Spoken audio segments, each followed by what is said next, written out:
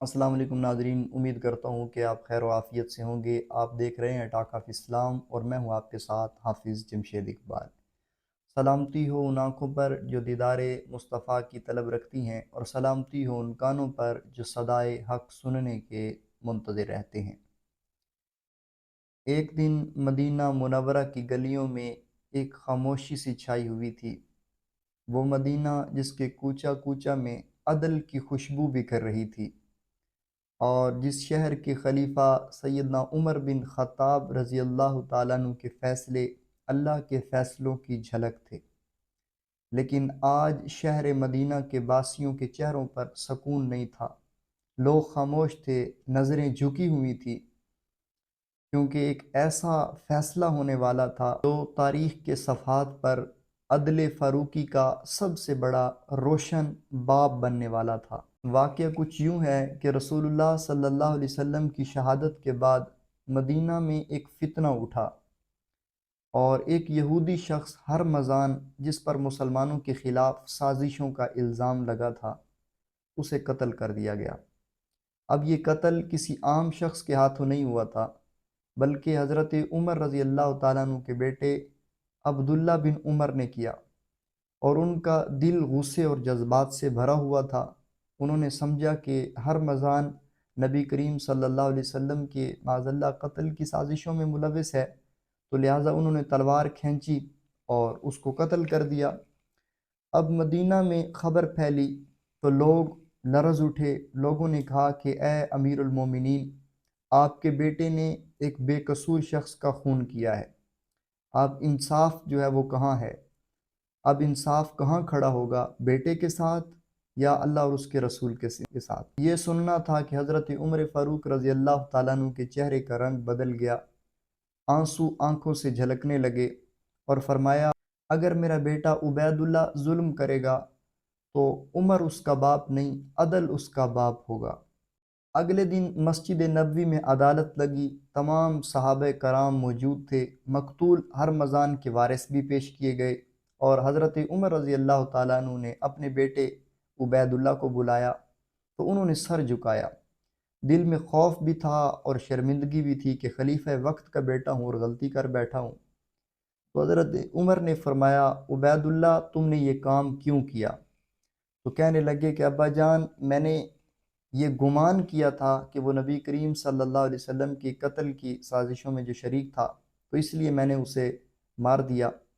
تو حضرت عمر رضی اللہ تعالیٰ نے فرمایا، لیکن بیٹا، گمان پر تو کسی کو قتل کرنا انصاف نہیں ہے، یہ تو ظلم ہے۔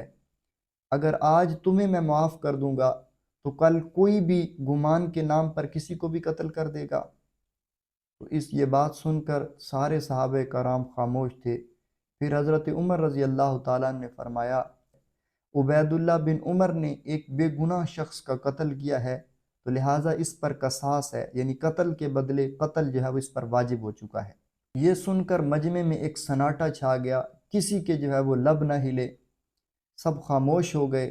حضرت علی رضی اللہ تعالیٰ عنہ آگے بڑھے اور فرمایا، عمر، یہ عدل ہے، اگر کسی نے ظلم کیا ہے تو اسے اس کے کیے کی سزا ملنی چاہیے، چاہے وہ خلیفہ کا بیٹا ہی کیوں نہ ہو۔ مگر کچھ صحابہ کرام جو تھے، انہوں نے سفارش کی کہ اے امیر المومنین، عبید اللہ نے جو کیا ہے وہ جذبات میں کیا ہے، آپ چاہیں تو اس کے بدلے میں دیت ادا کر دیں۔ حضرت عمر رضی اللہ تعالیٰ عنہ کی آنکھوں میں آنسو آ گئے اور فرمایا، اگر یہ میرا ذاتی معاملہ ہوتا تو میں اپنے بیٹے کو معاف کر دیتا، مگر یہ معاملہ امت محمدیہ کا معاملہ ہے، اور عمر کا بیٹا امت کے خون پر نہیں بچ سکتا۔ پھر فرمایا کہ میں خود چاہتا ہوں کہ کل قیامت کے دن اللہ کے سامنے سر اٹھا کر کہہ سکوں کہ عمر نے عدل کیا، خواہ دل ٹوٹ گیا ہو۔ مگر چونکہ مقتول کے وارثوں نے دیت کو قبول کیا تو انہوں نے عبید اللہ کو معاف کر دیا، اسی لیے حضرت عمر رضی اللہ تعالیٰ نے قصاص نافذ نہیں کیا۔ لیکن وہ دن حضرت عمر کی زندگی کا سب سے بڑا بوجھل دن بن گیا۔ وہ فرمایا کرتے تھے کہ کاش عبید اللہ کی جگہ عمر مارا جاتا، مگر انصاف کا دامن داغدار نہ ہوتا۔ راوی کہتا ہے کہ مدینہ کے آسمان نے اس دن ایک ایسا باپ دیکھا جو امت کے عدل کے لیے اپنی پدری محبت قربان کرنے کو تیار ہو گیا، اور یہی عمر تھا جنہوں نے دنیا کو بتا دیا کہ عدل ایمان سے الگ نہیں بلکہ یہ ایمان کا حصہ ہے، اور یہ بھی فرما دیا کہ جب تک کسی قوم میں انصاف زندہ ہے وہ قوم کبھی مر نہیں سکتی۔ تو یہ تھی وہ داستان جس نے عدل کو عزت دی اور انسانیت کو سبق دیا کہ انصاف کے آگے رشتہ، عہدہ، طاقت سب بے معنی چیزیں ہیں۔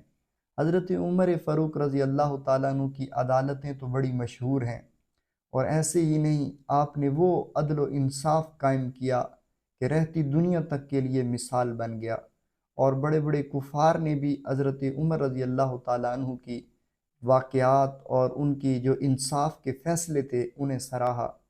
آج تک مغربی ممالک میں حضرت عمر رضی اللہ تعالیٰ عنہ کے فیصلوں کی داستانیں سنائی جاتی ہیں۔